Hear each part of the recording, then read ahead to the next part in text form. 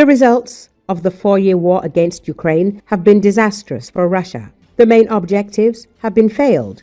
This is the conclusion reached by the well-known Russian Z-blogger Maxim Kalashnikov. He is confident that the war is entering a freeze phase, as Russia is no longer in a position to continue it due to the looming economic disaster. Active negotiations on a peace plan also indicate that the hot phase of aggression will soon end. The war has come to a standstill. No matter what the terms of the ceasefire are in a number of areas, we have already lost, Kalashnikov wrote. He recalled the failure of the blitzkrieg in February 2024, which led the Russian Federation to a long and very bloody war of attrition. A long, bloody slaughter prevented his greatest fear, the recreation of the Russian Empire, wrote a distraught Z-patriot. He added that the sea of blood had divided Ukrainians and Russians, and the remnants of pro-Russian sentiment in Ukraine had vanished. Bandera himself never even dreamed of such a thing, Kalashnikov wrote. He also recalled that the territories of eastern Ukraine captured by the Russian Federation turned out to be uninhabitable as a result of the war. The port of Novorossiya, occupied by Russia, has become a zone of ruins, devastation, criminalization, and humanitarian catastrophes. Should I remind you what's happening to Donetsk regarding water supplies and other issues? The new republics have been transformed into depressed territories, wrote the Russian ultra-patriot.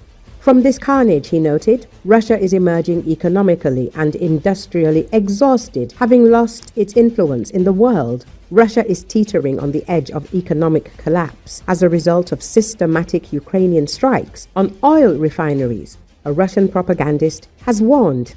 Maxim Kalashnikov admitted the attacks are no longer sporadic, but a systematic campaign aimed at shattering Russia's economy. He said, the war is now waged not for the complete destruction of the Russian Federation, of course, but its collapse, highlighting a 17% disruption in refining capacity. The fuel crisis was deepening, with the voices of those advocating rationed consumption growing louder.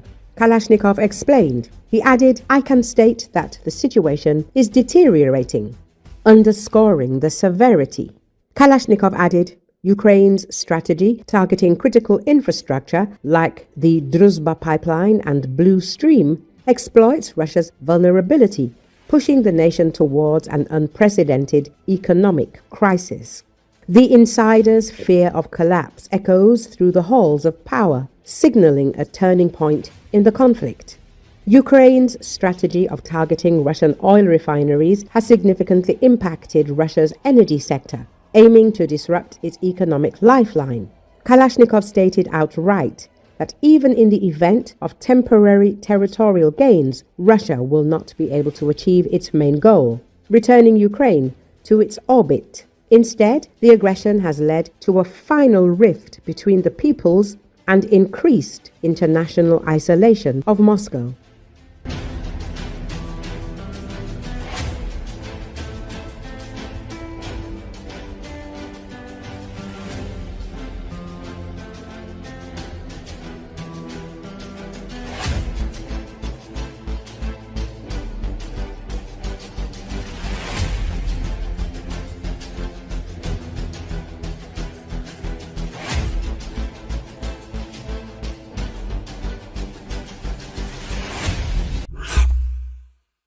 The Russian naval channel, Naval Power of the State, which frequently reports on the state of the aggressor country's navy, published footage of a Ukrainian drone attack on the port of Novorossiysk.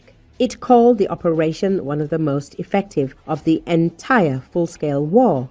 In Russia itself, few people know about the attack. Russian authorities and state media have said almost nothing about it to the public, despite the serious consequences. Recently, Ukraine carried out one of the most successful operations of the entire war in Novorossiysk, but I wouldn't be surprised that many haven't even heard of it. It wasn't as high profile as Spiderweb. The channel wrote, According to him, the strike damaged an S-400 air defense system. The detonation destroyed 4 of the 7 launchers, along with 2 radar systems, the 96N6 and 92N6. After the air defenses were suppressed, a Neptune missile strike was launched against the area, targeting the Sheskaris oil terminal. This facility is a key maritime hub for fuel supplies for Russia. The attack was particularly painful for the aggressor country's economy. Exports of petroleum products through the terminal were temporarily halted. For Russia, this means a short-term loss of approximately 20% of its total petroleum product exports and approximately 15% of its oil exports. Globally, this represents approximately 2% of all oil trade, making the strike strategically significant. Media previously reported that Kazakhstan took emergency measures to export oil following the Ukrainian Armed Forces attack on the Caspian Pipeline Consortium terminal in Novorossiysk. The Kazakh Ministry of Energy condemned the strikes on civilian facilities and announced the urgent rerouting of oil supplies to alternative routes. The department stated that the CPC pipeline system is an international project and is critical to the global energy system. Astana complained that attacks on this infrastructure are causing economic damage to consortium members, including Kazakhstan. To avoid production cuts at major fields, the Kazakh government quickly activated its backup plan. Export volumes of oil began to be rerouted to alternate routes, temporary and alternative logistics channels that allow crude shipments to continue without critical delays. The statement also stated that this situation is under special monitoring in the economic sphere of Kazakhstan. However, the Kazakh government omitted to mention that the incident was a consequence of Russia's ongoing military aggression against Ukraine and made no condemnatory statements against the Kremlin.